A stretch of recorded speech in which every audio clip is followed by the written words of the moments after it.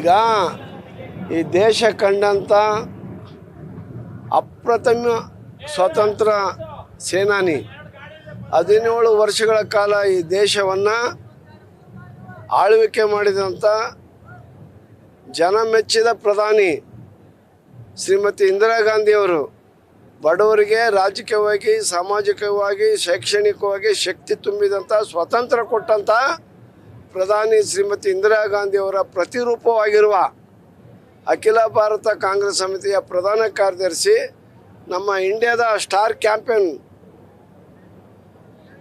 ಶ್ರೀಮತಿ ಪ್ರಿಯಾಂಕಾ ಗಾಂಧಿಯವರು ಇವತ್ತು ಚಿತ್ರದುರ್ಗಕ್ಕೆ ಬರ್ತಾ ಇದ್ದಾರೆ.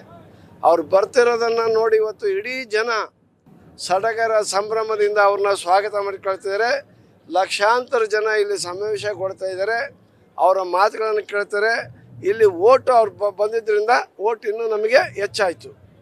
ನಮ್ಮ ಅಭ್ಯರ್ಥಿ ಸುಲಭವಾಗಿ ಗೆಲ್ಲಲಿಕ್ಕೆ ಅವರ ಒಂದು ಬಂದು ಇಲ್ಲಿ ಪ್ರಚಾರ ಮಾಡ್ತಾ ಇರೋದ್ರಿಂದ ನಮಗೆ ಭಾಳ ಪ್ಲಸ್ ಪಾಯಿಂಟ್ ಆಗಿದೆ. 1 ಲಕ್ಷಕ್ಕೂ ಮೇಲ್ಪಟ್ಟು ಮತಗಳ ಅಂತರದಿಂದ ಅವ್ರು ಗೆಲ್ತಾರೆ. ಜೊತೆಗೆ ನಮ್ಮ CM ಬರ್ತಿದ್ದಾರೆ, ಸಿದ್ದರಾಮಯ್ಯನವರು.